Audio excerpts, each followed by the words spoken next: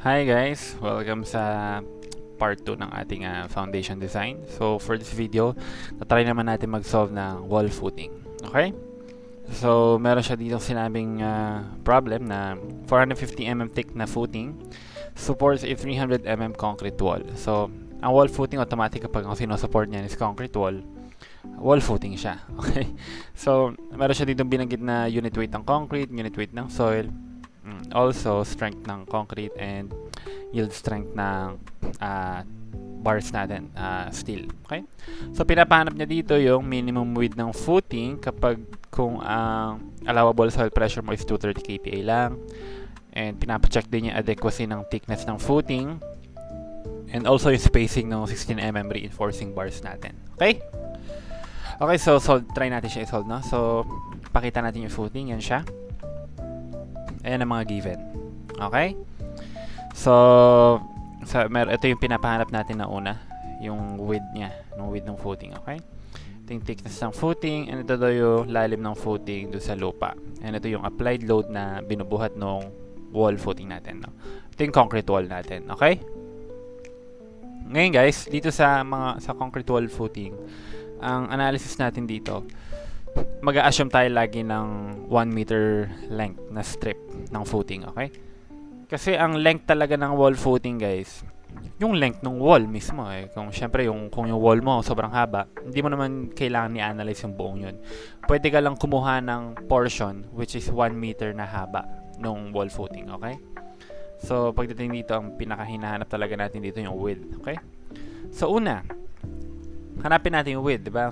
Ang pinaka principle sa pagde-design ng area ng footing, which is in this case yung width, dapat hindi tayo lumampas dun sa soil pressure natin na 230 kPa, no?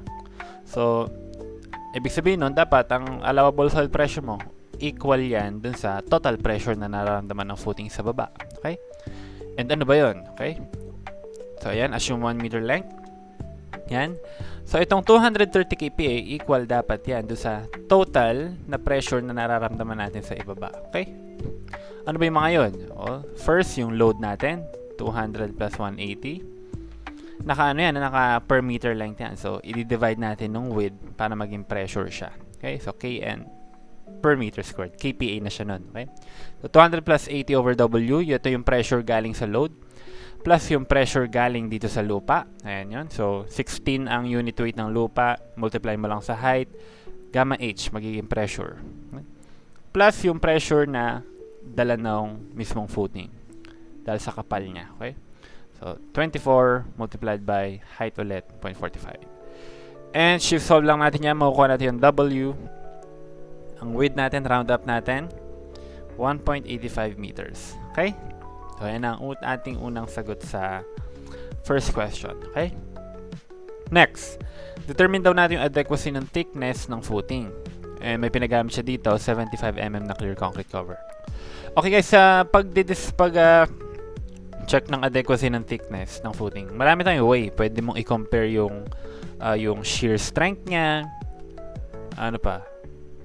At saka yung depth, yun. Actually, pwedeng dalawa yung mag-i-weigh mo. Pwede mo ipag-compare yung depth, yung shear strength niya, or kaya naman, yung mismong thickness, or yung mismong depth. Okay? Ngayon, bakit natin nasabing shear? Kasi, guys, sa pagde-design ng depth ng footing, diba, na discuss natin, naka-base yan solely sa shear strength ng concrete mo. Okay? So, ibig sabihin, ang governing principle natin sa pagde-design ng depth ng footing, or yung thickness, is yung principle natin when it comes to shear. So, ultimate shear, dapat mas less than or equal yan sa VVC. Ito yung shear capacity ng concrete, ng footing mo. Okay? Ngayon, syempre, bago yan, pakita muna natin yung pressure na nararamdaman sa baba. Kasi doon manggagaling yung VU natin eh. Okay?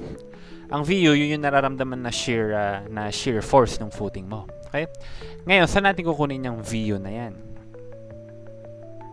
Siyempre, dito mainly manggagaling yan dito sa dalawang to. Yung pressure, yung load na nakalagay sa kanya, and yung reaction na pressure na na-produce natin sa lupa. And guys, paalala, dahil nagde-design tayo ng concrete, nagde-design na tayo dito ng member, pag nagde-design tayo, kailangan gumagamit na tayo dito ng load combinations. Okay? Kasi nagde-design na tayo dito eh. Okay? So, hanapin muna natin yung QU or ultimate pressure natin, no? Kaya ayun, ultimate na yung tawag natin kasi nagde-design na tayo dito gamit yung strength design method or USD. Okay? Ultimate stress design method. Okay? Ngayon, dahil meron tayong dead load tsaka live load, obvious naman na ang gagamitin natin ng load combination dyan is 1.2 dead load plus 1.6 live load. Okay?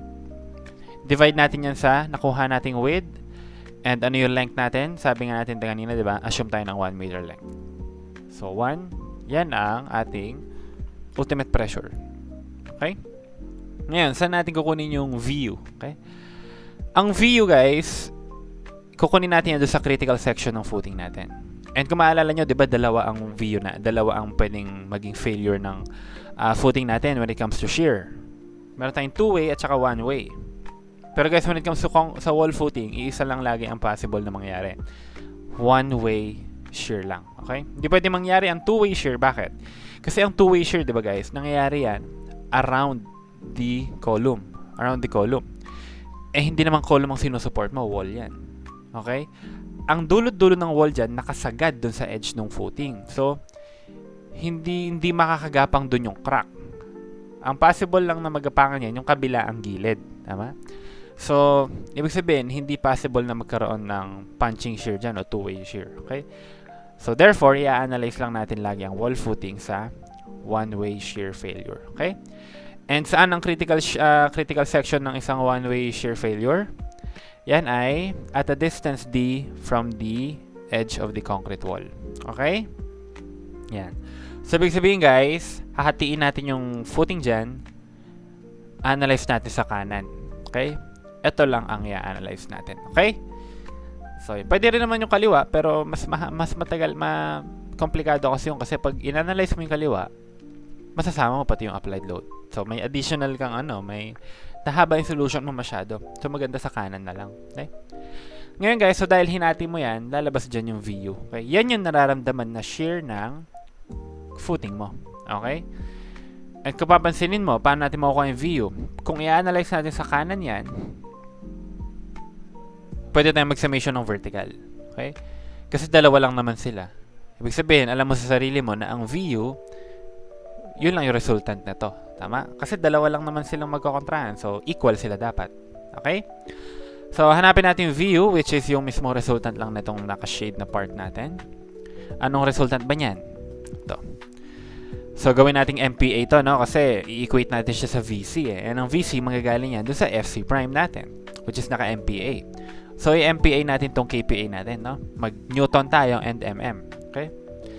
So, yan. Ito yung stress natin. Stress. Paano kunin yung resulta nito? Stress times yung volume. Tama? Height times yung area. Yung area nito, okay? Or basically, yung resulta niyan is volume, okay? So, ayan. MPA, ito yung pressure multiplied by area, which is yung ang haba nito, di ba? 1,000 meter strip ay 1,000 mm kasi 1 meter strip yung inassume natin eh. Ayun, so 1,000, yun yung haba niya papunta dun, perpendicular to the paper. Ano tong 775 minus D? Ito yun guys, ito yung haba nito, okay? So I'm sure kanya naman ma-imagine nyo na yan, no? So hatiin mo lang sa gitna, tapos bawasan mo ng kalahati ng concrete wall minus D, yun yung 775 minus D, okay?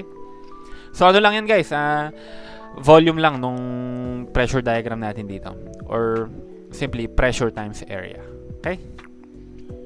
Ngayon, equal dapat yan sa phi VC natin, okay? Phi 0.75. Anong VC? Yan ang VC natin is again stress times area, okay? Ano ang stress?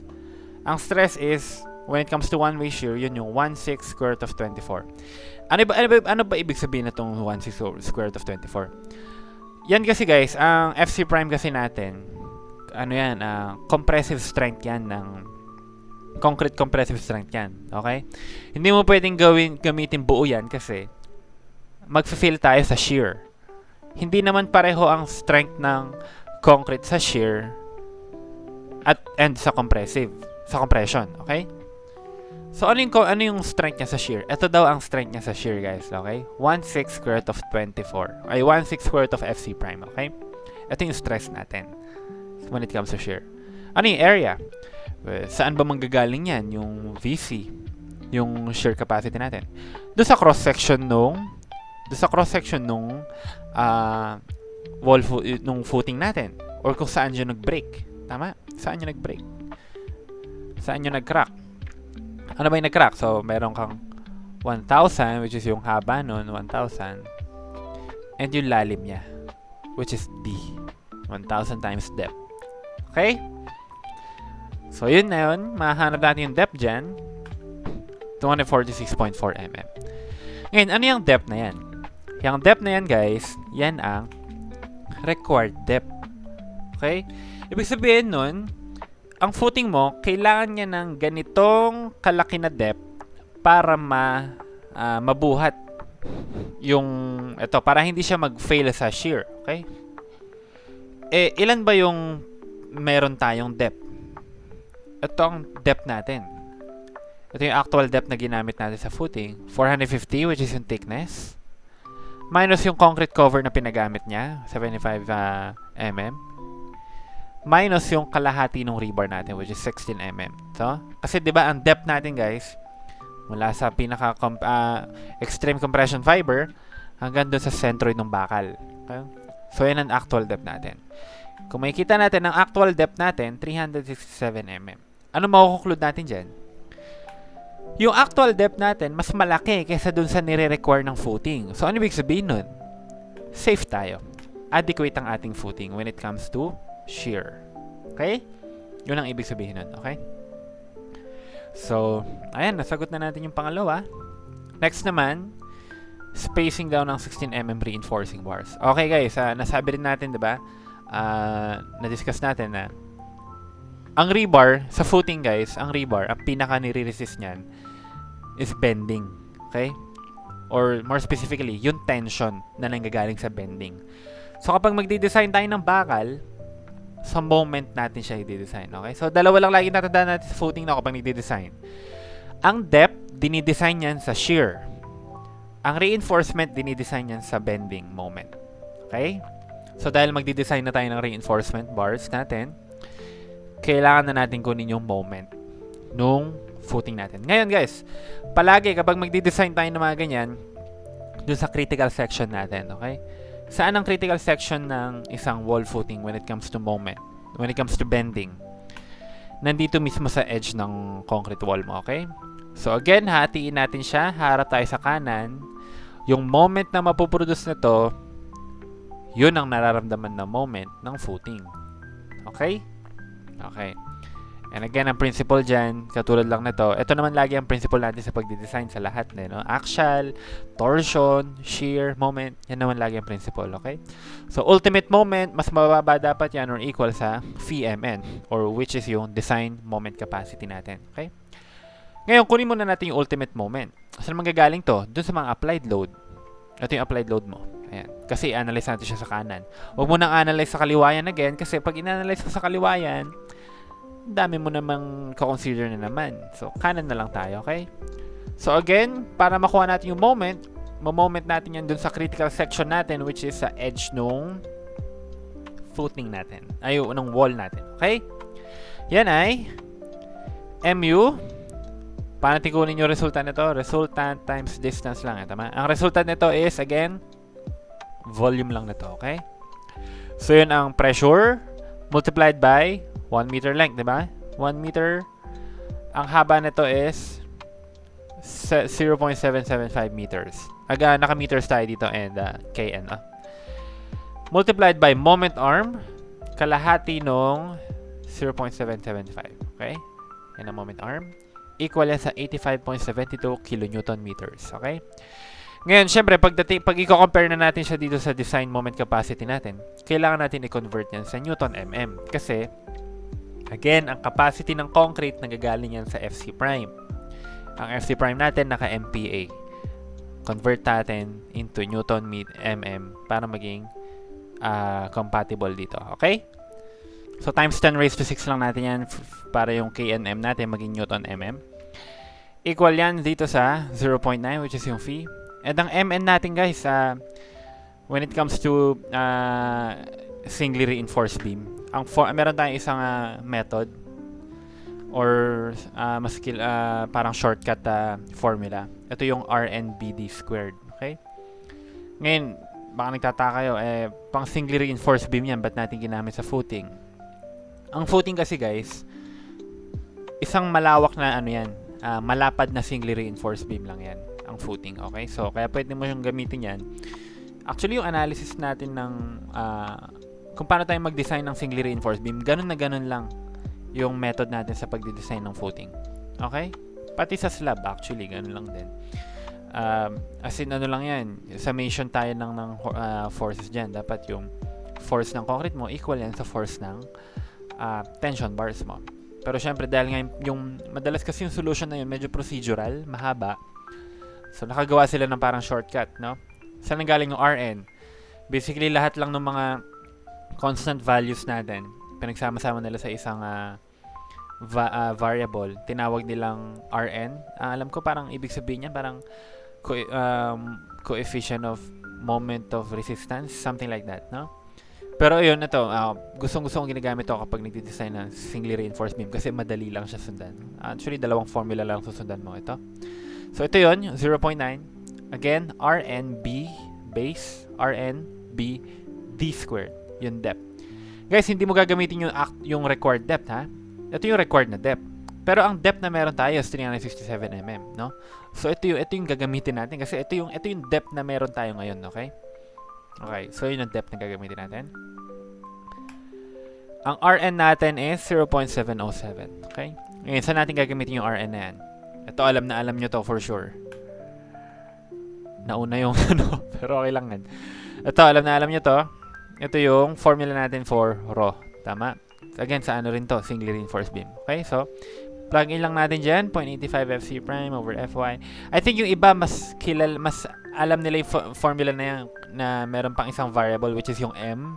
And ang M is, alam ko, reciprocal na to. So, ako hindi ko masyadong trip ginagamit yun kasi para sa akin parang redundant yung formula, no? Pwede mo naman isalpak lahat yan dyan. Pero again yun, pareho lang yung formula na yun. So, ayan yun, 0.85 FC prime over Fy. Parenthesis 1 minus square root of 1 minus 2 Rn. Yun yung Rn. Doon natin siya gagamitin, okay? Over 0.85 FC prime. So, plug in mo lang lahat ng given natin dyan. Makukuha natin ang raw na kailangan natin. 2.999 times 10 raised to negative 3. So, ibig sabihin guys, ito yung raw or basically steel ratio na kailangan mo para ma-resist yung moment na to. Okay?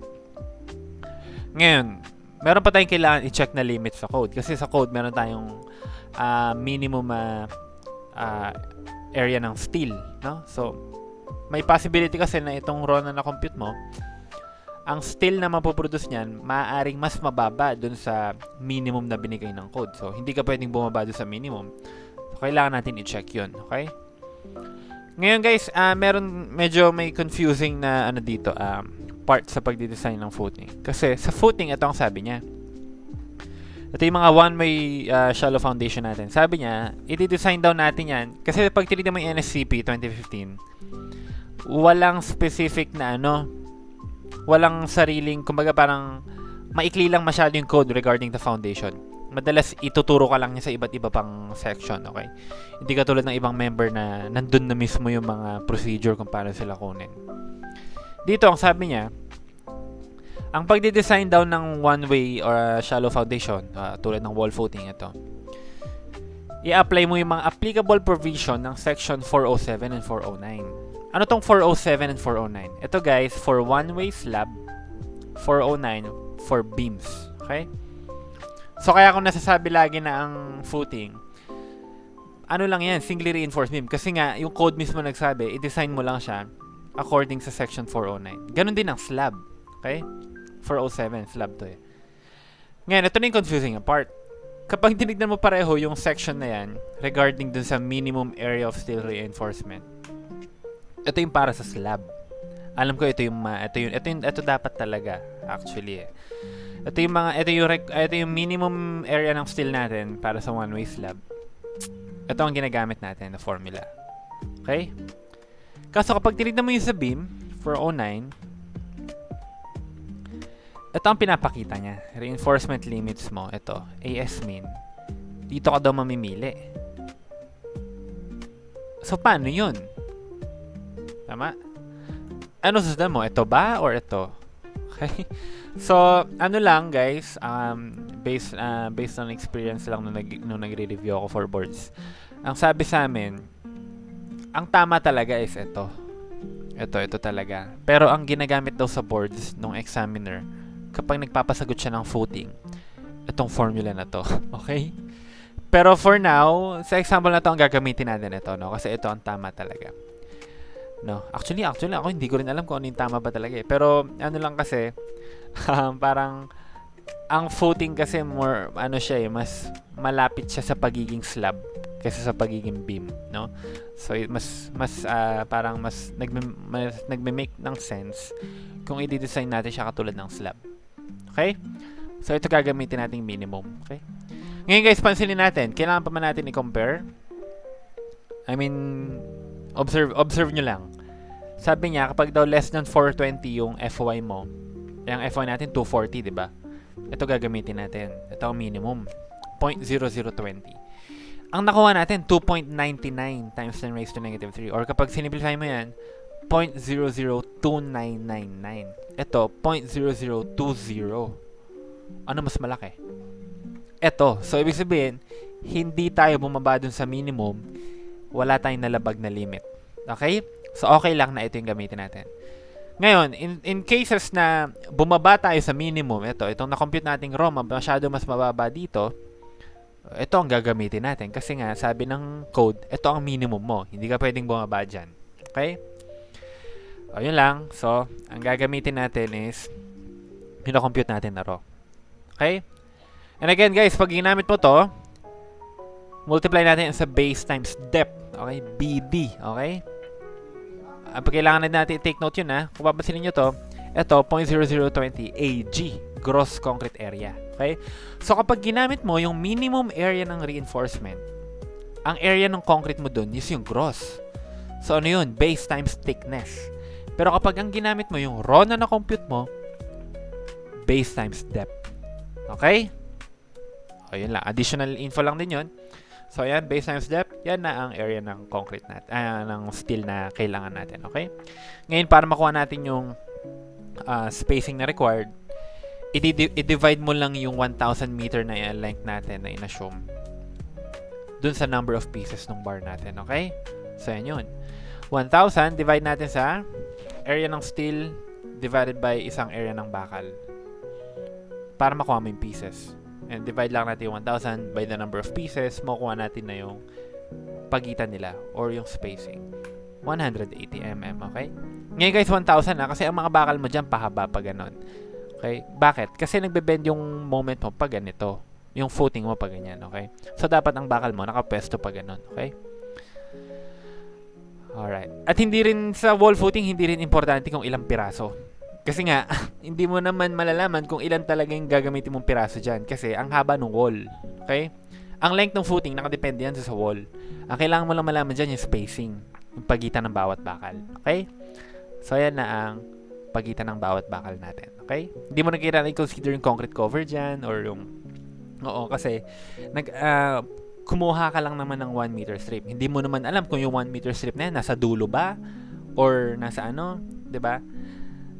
Sana na-imagine nyo yun. No? And yung dulot-dulo niyan, guys, hindi naman edge na talaga ng footing.